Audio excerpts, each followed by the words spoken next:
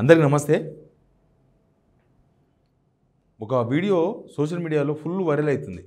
ఏంది ఆ వీడియో అంటే, పొంగులేటి శ్రీనివాసరెడ్డి మినిస్టరు, మాజీ మంత్రి, మాజీ ఎమ్మెల్సీ జీవన్ రెడ్డి జగిత్యాల కాన్స్టిట్యున్సీలో ఈ భూభారతి అవగాహన కార్యక్రమం, రైతులకు అవగాహన కల్పించే కార్యక్రమం అని దానికి అటెండ్ అయ్యారు.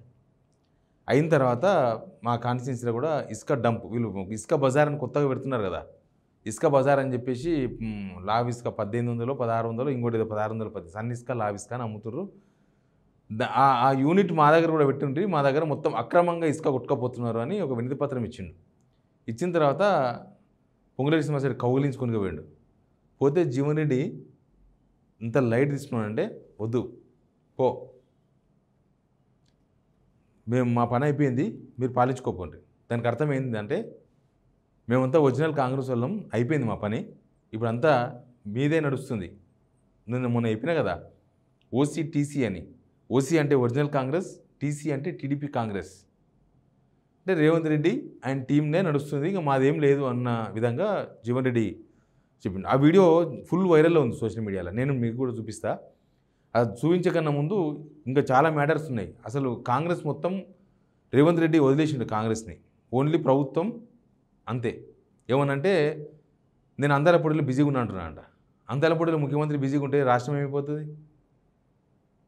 సొంత పార్టీ కాంగ్రెస్ కార్యకర్తలు కలుద్దామని ఈ రకరకాల ఇష్యూస్లో ఫోన్ చేస్తే వాళ్ళు పిఆర్ వాళ్ళు చెప్తున్నారంట, సారు అందాలపూడిలో బిజీగా ఉన్నారు అని. ఇక అందాలపూడిలో రాష్ట్రానికి ఇంపార్టెంట్, ఇంకా మిగతా ఏం కాదు అన్నట్టుగా అక్కడి నుంచి రెస్పాన్స్ వస్తుందట. చూద్దాం. ఈ వీడియో చూస్తున్న మీకు అందరికీ థ్యాంక్స్. కింద సబ్స్క్రైబ్ బటన్ ఉంది, అది కూడా నొక్కండి. సబ్జెక్ట్లో పోదాం. ఈ వీడియో చూడండి ఒకసారి.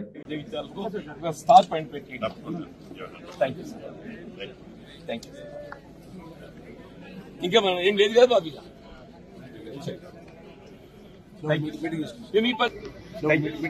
మీ పని మీరు, మా పని అయిపోయి మా పార్టీ అయిపోయింది. రాజ్యం ఏలుండి ఏమన్నారు? ఇంకా పోండి, రాజ్యం వెళ్ళుకోపోర్రి, రాజ్యం మీదే, ఇంకా మీరు రాజ్యం వెళ్ళుకోపోర్రి, మా పని మేము చేసుకుంటాం, మా పని అయిపోయింది, మీ పని మీరు చేసుకోపోండి, రాజ్యం వెళ్ళుకోపోండి. పొంగులేటి శ్రీనివాసరెడ్డి ముఖంలో నెత్తురు చుక్కలేదు. జీవన్ రెడ్డి ఇంకా సాల్పో అన్నట్టు ఇట్లా జరిపేస్తే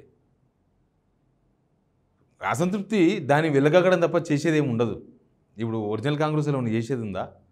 పదవులు తీసుకున్న వాళ్ళు ఒరిజినల్ కాంగ్రెస్లో ఎంజాయ్ చేస్తున్నారు, మిగతా వాళ్ళు ధర్నాలు చేస్తున్నారు, కొట్టుకుంటున్నారు, ఎన్ని ప్లేసులో కొట్టుకుంటున్నారు.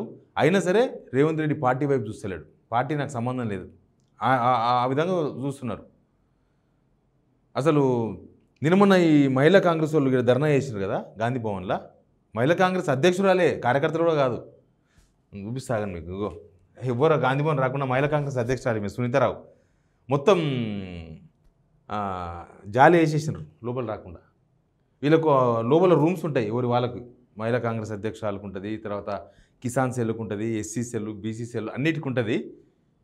అన్ని రూములు తాళం వేసేస్తున్నారు. గాంధీ భవన్ మొత్తం తాళమైంది. ఇప్పుడు గాంధీ భవన్ ఓపెన్ చేస్తలేరు. మహేష్ కుమార్ గౌడ్ ఢిల్లీకి వెళ్ళి వచ్చేసిండు, ఆయన పెళ్లి రోజానో లేకపోతే మిగతా పెళ్ళి ఉన్నాయనో కాన్స్టిట్యున్సీ వెళ్ళిపోయాడు. ఇక గాంధీ భవన్లో ఏమవుతుందో ఆయనేం పట్టించుకుంటలేడు, ఆయన కూడా పట్టించుకుంటలేడు.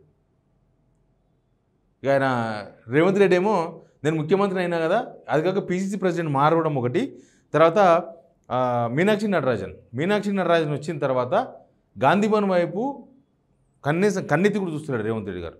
కాంగ్రెస్ కార్యకర్తలే మాట్లాడుతున్నారు. గాంధీ భవన్ మెట్లే కొద్దనుకున్నారు. ఆయన పీసీసీ ప్రెసిడెంట్ అయినప్పుడు అప్పుడు కోమరెడ్డి వెంకరెడ్డి శపథం చేసిండు, రాజగోపాల్ రెడ్డి కూడా అనుకుంటా.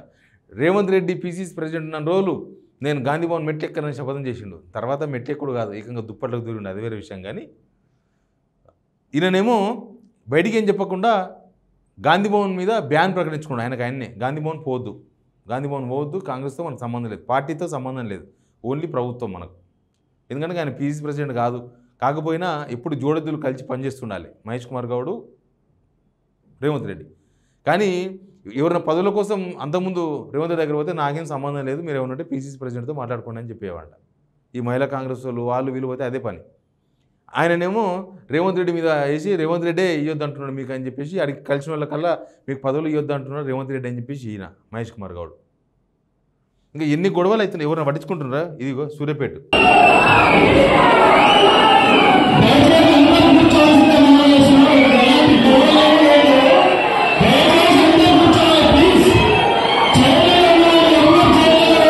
కాంగ్రెస్ పార్టీ సేమ్ ఈ సన్నాహక కార్యక్రమాలు అవి అవుతున్నాయి. దాంట్లో పోయింది వేరే పార్టీలు కాదు, కాంగ్రెస్ వాళ్ళే ఆ గుంపు కూడా.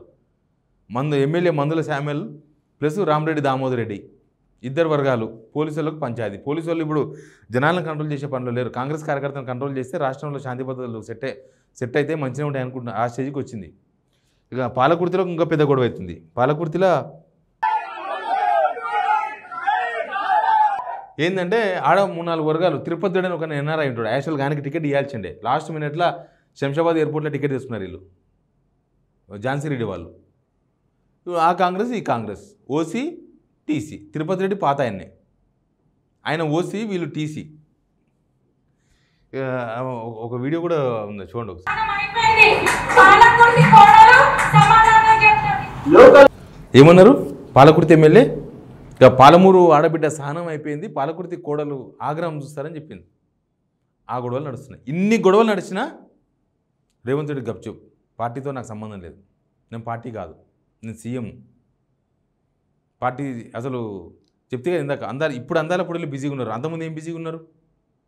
No meetings. అసలు గాంధీభవన్ వైపే రానికే ఆయన ఇంట్రెస్ట్ లేదు. ఏమన్నా ఉంటే ఇక్కడ సెక్రటరీకి వచ్చేది లేదు, అటు పోయేది లేదు. ఏమన్నా ఇంటికాడ ప్యాలెస్లో చూసుకోవాల్సిందే. ప్యాలెస్లకి ఎవరికి ఎంట్రీ లేదు, సింపుల్గా.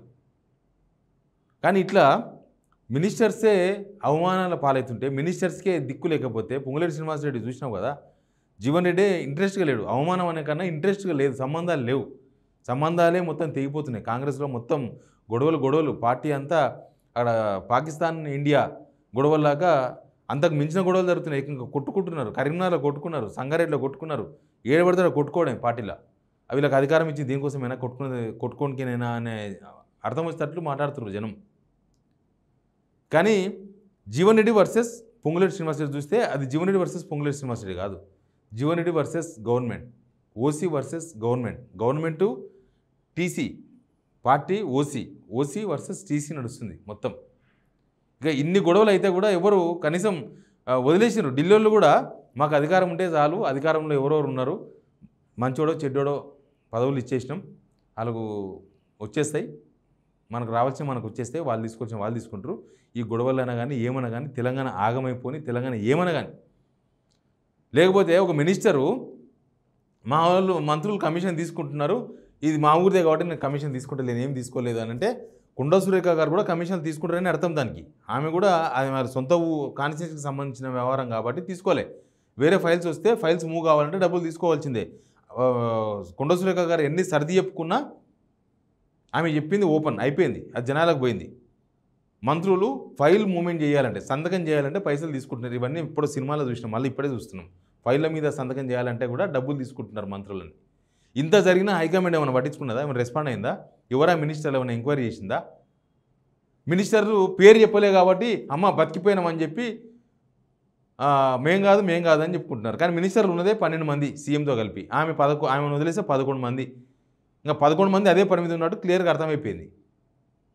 ఇన్ని జరిగినా ఎవరు మాట్లాడరు, ఎవరికి ఏం పని కావాలో ఆ పని జోపుకుంటున్నారు, చేసుకుంటున్నారు. ఇక పార్టీ లేదు, పంగనం లేదు, ఏం లేదు, ఈ గొడవలు. అందుకే ఈ ఆధిపత్య పోరు. నిజానికి కాంగ్రెస్ కార్యకర్తలే తీవ్రమైన అసంతృప్తితో ఉన్నారు కార్యకర్తలు. ఎందుకంటే ఏమన్నా కాన్స్టిట్యూన్సీలో చిన్న పనులు ఇవో రోడ్లు వేసేటివో మన్నెత్తేదో ఉంటే కూడా ఎమ్మెల్యేల బామార్దులు, ఎమ్మెల్యేల తమ్ముళ్ళు, ఎమ్మెల్యేల చుట్టాలు చేసుకుంటున్నారు. కార్యకర్తలకి ఏమి ఇస్తలేరు. అదే గొడవలు ఇవి. ఒరిజినల్ కాంగ్రెస్ వాళ్ళకు కాదు, అసలు ఏ కాంగ్రెస్ వాళ్ళకి లేదు.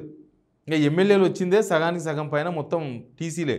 ఒరిజినల్ కాంగ్రెస్ కాదు వాళ్ళంతా. ఏదో అప్పటిపత్తి. ఇప్పుడు మందుల శామ్యుల్ కాంగ్రెస్, ఆయన బీఆర్ఎస్.